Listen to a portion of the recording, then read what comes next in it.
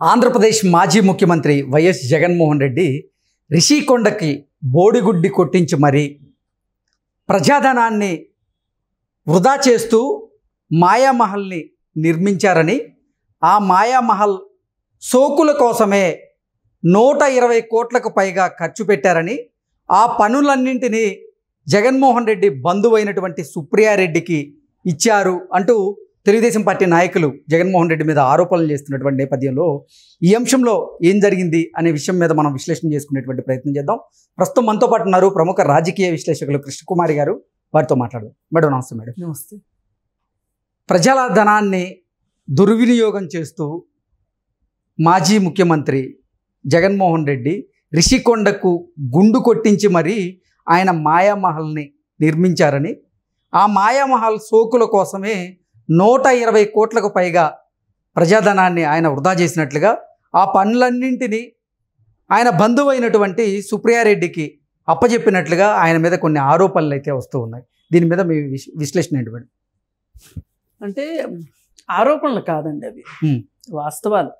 ఏ రోజుకైనా అతను కోర్టులోనైనా ప్రజాక్షేత్రంలోనైనా అతను సమాధానం చెప్పుకోవాల్సిందే.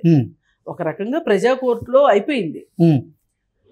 ప్రజలు చెప్పకుండా చెప్పేశారు, నువ్వు దోషివి అని నోటితో చెప్పకుండా ఓటుతో చెప్పారు. ఆ 3-4 జిల్లాలు అంటే వైజాగ్ చుట్టుపక్కల ఉన్న జిల్లాల్లో ఎలాంటి పరిస్థితి ఉందో, మొన్న ఎన్నికల్లో మంత్రులందరూ ఓడిపోయిన పరిస్థితి, రకరకాల పరిస్థితులు మనం చూసాం. ఉత్తరాంధ్రలో 2 స్థానాలు మాత్రమే దక్కాయి. మరి Vizag north, east, south, west 4, అలాగే పార్లమెంట్ స్థానాలు, ఇవన్నీ చూసాం కదా మనం. మరి ఇదంతా ఎందుకు చేసుంటారు? ఓట్లు ఎందుకు అంత వేసుంటారు అంటే, వాళ్ళు మొదటి నుంచి వైజాగ్లో ఉన్న ప్రతి ఒక్కరికి, ఇప్పుడున్న వాళ్ళకి తెలుసు, అంతకుముందు తరానికి తెలుసు, అంతకుముందు తరానికి తెలుసు అసలు రిషికొండ అంటే ఏంటి, ఎందుకు దానికంత ప్రాచుర్యం ఉంది, అంతా తెలుసు. పైగా పర్యావరణానికి అది ఎంత ఉపయోగపడుతుందో, సమతుల్యానికి రిషికొండ అనేది సముద్రం పక్కన, అసలు సముద్రాల పక్కన కొండలు ఉంటాయి. మన సముద్రపు ఒడ్డులో అక్కడక్కడ కొండలు ఉంటాయి, అక్కడక్కడ ఖాళీ ప్రదేశాలు ఉంటాయి. అయితే ఈ కొండలున్న చోటుని ఏదో ఒక రకంగా కాపాడతాయి. ఆ అలలు మన భౌగోళిక స్వరూపాన్ని కాపాడతాయి. అందుకని ఏంటంటే, అసలు ఎక్కడైనా సరే కొండలు కొట్టడం అనేది చాలా తప్పు. ఎందుకంటే కొన్ని లక్షల కోట్ల సంవత్సరాల క్రితం వచ్చింది ఒక కొండ. మీరు ఒక ఆనకట్టను నిర్మించగలరు, ఒక కొండను తయారు చేయగలరా?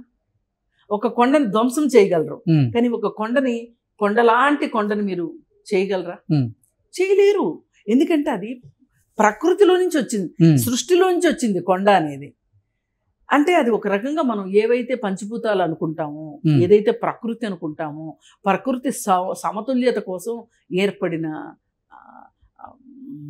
ఏమనాలి వాటిని, ఒక ప్రాకృతిక అమరికలు అంటారు వాటిని. వాటిని ధ్వంసం చేయమని మీకు ఎవరు చెప్పారు? ఇప్పుడు జూబ్లీ హిల్స్ కొండలు కొట్టేస్తుంటేనే అయ్యో ఎన్ని లక్షల కోట్ల సంవత్సరాల క్రితం అంటే కొంత జ్ఞానం ఉన్న వాళ్ళకి అర్థమవుతుందండి. ఇది ఎవరికి పడితే వాళ్ళకి అర్థం కాదు. ఆ కొండ కొడితే ఏమవుద్ది అంటారు సింపుల్గా. కానీ మనం తిరిగి నిర్మించలేని దాన్ని నిర్మూలించడం అనేది, నిర్మించడం కూడా మన చేతుల్లో ఉండదు కదా మేడం. అదే నేను అంటున్నా, మన చేతులు. ఇప్పుడు ఒక బిల్డింగ్ పడగొట్టారనుకోండి, దానికి మించిన బిల్డింగ్ ని కట్టొచ్చు, కొంత ధనం వృధా కావచ్చు, కానీ బిల్డింగ్ ని కట్టొచ్చు. కానీ ఒక కొండ పడిని మనం ధ్వంసం చేస్తే కొండనైతే నిర్మించలేం కదా. కృత్రిమంగా నిర్మించిన అంతటి అసలు మీరు నిర్మించలేరండి. ఆ కొండ అనేది ఎంతో కింద నుంచి పాతాళంలో నుంచి పైకి వస్తాయి. ఇప్పుడు మీరు పైపైన కొండని పడగొట్టామని మురిసిపోతారు, కానీ అసలు దాని లోతులు మూలాలు ఎక్కడున్నాయో మీరు కనిపెట్టలేరు. అది కేవలం ఒక భూగర్భ శాస్త్రవేత్తలు మాత్రమే కనిపెట్టగలరు.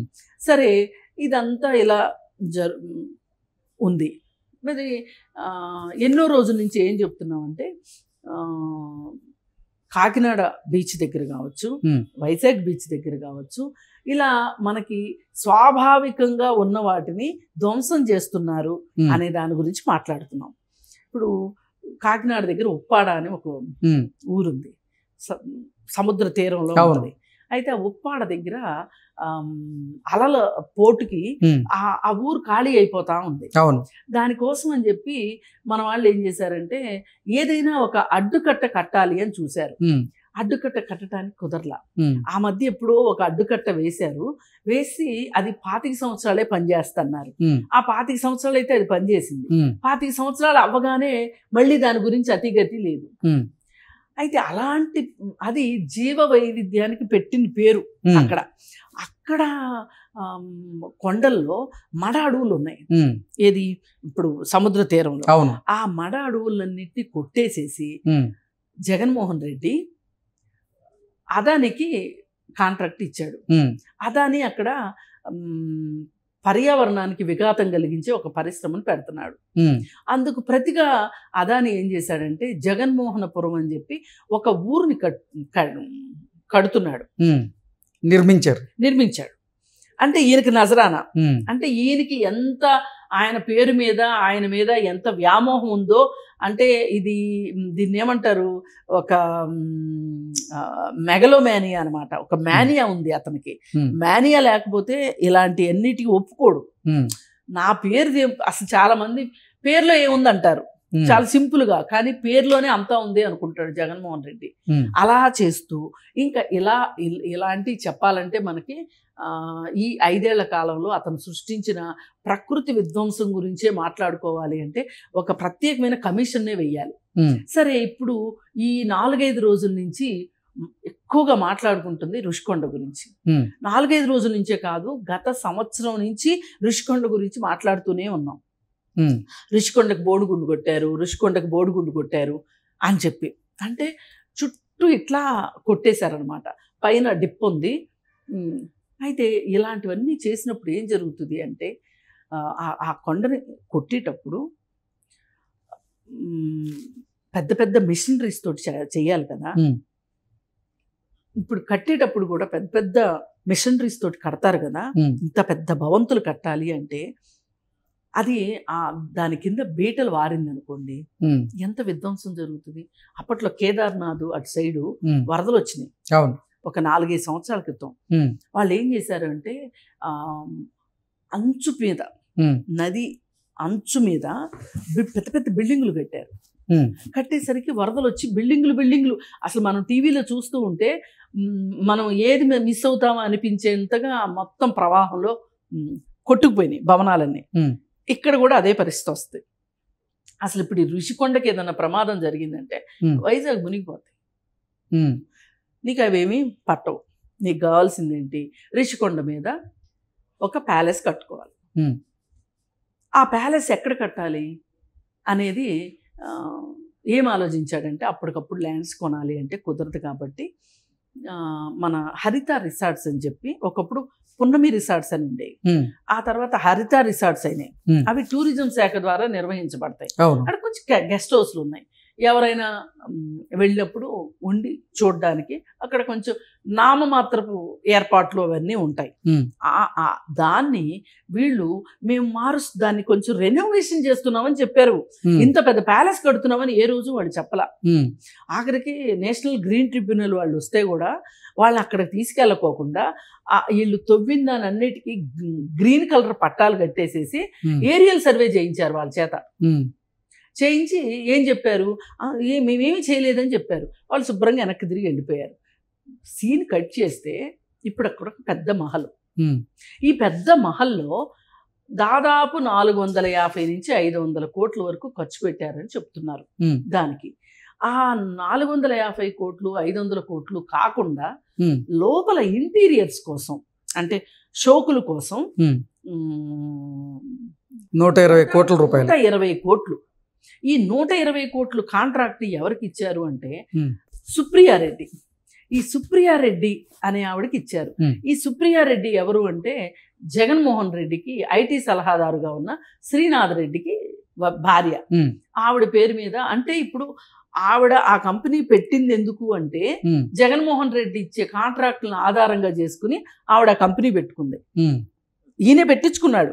ఎందుకంటే రూపాయి అయ్యేదాన్ని 10 రూపాయలు పెట్టొచ్చు, వాళ్ళకు 3 రూపాయలు వీళ్ళకి 3 రూపాయలు నొక్కొచ్చు, మధ్యలో ఎవరన్నా అడిగితే వాళ్ళకి దారాదత్తం చెయ్యొచ్చు. పోయేది ప్రజల సొమ్మేగా. పేరుకి మేము 1 రూపాయి ముఖ్యమంత్రివి, నెలకు జీతం రూపాయి, కానీ మాకు ఇలాంటి విలాసాలు కావాలి.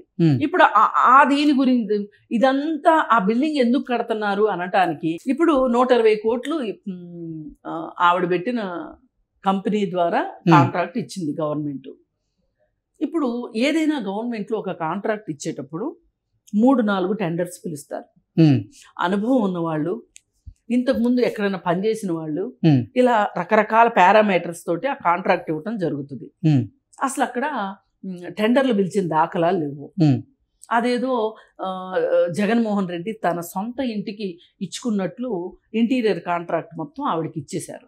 ఇప్పుడు తాడేపల్లి ప్యాలెస్కి కూడా ఆవిడే ఇంటీరియర్ డిజైనరు, దానికే ఆవిడే. బహుశా ఆవిడేమైనా మరి బెంగళూరు ప్యాలెస్కి కూడా ఏమైనా చేసిందో ఏమో తెలియదు, కానీ ఈ రెండింటికి మటుకు ఈవిడే చేసింది.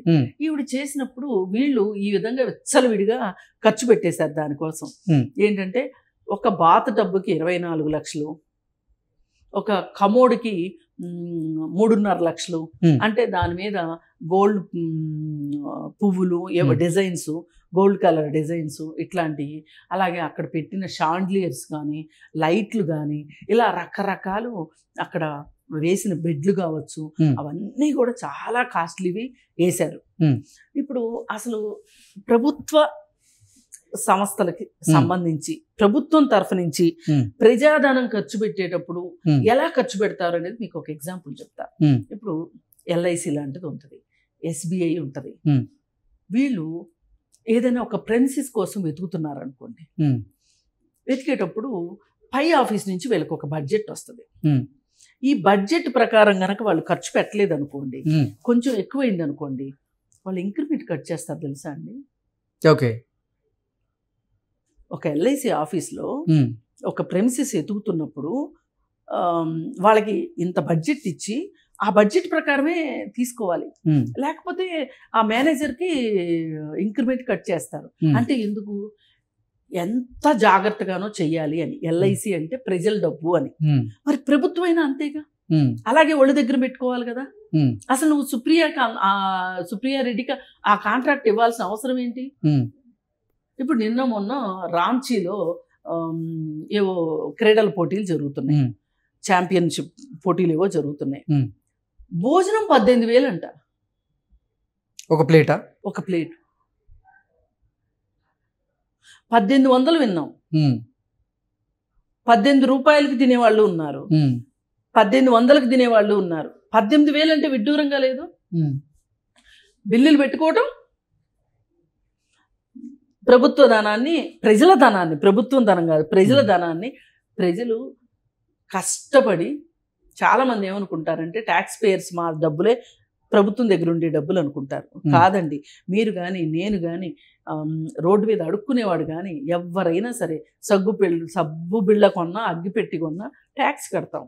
అది ప్రభుత్వ ఆదాయం కిందకు వస్తుంది. అలా అంత కష్టపడి రక్తము చెమట దారబోసి సంపాదించిన డబ్బులతో వచ్చిన ట్యాక్స్ని మీరు ఈ విధంగా ఖర్చు పెట్టారు అంటే, మరి ఈ విధంగా ఖర్చు పెట్టారు, బాగానే ఉంది. అంతకుముందంతా మీరు ఏమి చెప్పారు, ఏం చేశారు, అదంతా పేపర్లో చూస్తూనే ఉన్నాం. అయితే నా బాధ ఏంటి అంటే, ఇదంతా కడుతున్నాడు, ఋషికొండకి గుండు కొడుతున్నారు అని నాలాంటి వాళ్ళు చాలామంది మాట్లాడారు. బహుశా నేను అనుకోవటం, ఋషికొండకి గుండు కొట్టింది ఆ ఫోటో రాగానే అసలు గుండు కొట్టారు అని చెప్పి నేను ఒక ఛానల్లో మాట్లాడా దాని గురించి. అది దాదాపు 12-13 లక్షల మంది చూశారు ఆ వీడియోని, ఆ క్లిప్ని. దాదాపు నాకు గుర్తున్నంత వరకు అయితే నేనే పెట్టా ఆ పేరు, ఋషికొండకి గుండు కొట్టారు అని చెప్పి. ఓకే, ఋషికొండకి బోడిగుండు, ఋషికొండకి బోడిగుండు అని చెప్పి. అయితే అది చూస్తే చాలా బాధ అనిపిస్తుంది. ఎంత అందంగా, ఎంత ముద్దుగా, ఇలా ఎత్తుగా ఉన్న కొండకి వీళ్ళు ఈ విధంగా చేయడము అనేది ఎంత బాధాకరం. అసలు ప్రకృతి మీద ప్రేమ ఉన్నా, ఉమ్, అసలు ఈ ప్రకృతి ఇలా ఎందుకు ఉంది, ఉమ్, మన కోసం ప్రకృతి మనకి ఎంత అందిస్తుంటే మనము ప్రకృతికి ఇలా గుణపాలు దించుతున్నామా ఉమ్, అని బాధ కలక్క మాందు. కానీ ఆ పాషాణుడికి, ఉమ్, ఆ జగన్మోహన్ రెడ్డికి ఇలాంటి బాధ ఎందుకు అర్థమవుతుంది, మనలాగా ఎందుకు అర్థమవుతుంది? పైగా నా ఇంకో ప్రధానమైన ప్రశ్న ఏంటంటే, ఉమ్, ఎవరైతే ఉమ్, మేధావులు, ఆ, మాజీ ఎంపీలు, రాజకీయ ఉద్దండులు, ఉమ్, ఇలా రకరకాల వాళ్ళు ఒక 15-20 పేర్లు నేను అలా ఓకగా చెప్పగలుగుతా. ఉమ్, ఆ 15-20 మంది సమాజంలో చాలా గుర్తింపు పొందిన వ్యక్తులు వాళ్ళు. ఉమ్, జర్నలిస్టులు గానా, మేధావులు గానా, ప్రొఫెసర్లు గానా, ఉమ్, రకరకాల వృత్తుల్లో ఉన్నవాళ్ళు. వాళ్ళకి నాలాంటి ఒక సామాన్యురాలికి అర్థమైంది, మరి వాళ్ళకి ఇంకెక్కువ అర్థం కావాలి కదా. ఉమ్, వాళ్ళకి ఎందుకు అర్థం కాలేదు, ఉమ్, అసలు ఎందుకు మాట్లాడలేదు? ఈ రోజుకి వచ్చి ఎవరు మాట్లాడట్లేదు దాని గురించి. ఎవరో ఒకళ్ళు అలా మాట్లాడుతున్నారు తప్పితే ఎవరు ఎందుకు మాట్లాడట్లేదు? ఉమ్, ఇక నిన్న ఏం చేయాలో అర్థం కాక గుడివాడ అమర్నాథ్ అంటే, మీకు కోడిగుడ్డు అమర్నాథ్ అంటే అర్థమవుతుంది, ఉమ్. ఆయన వచ్చి దాన్ని ఏదో సమర్థించుకోబోయాడు అనుకోండి. ఎగ్జాక్ట్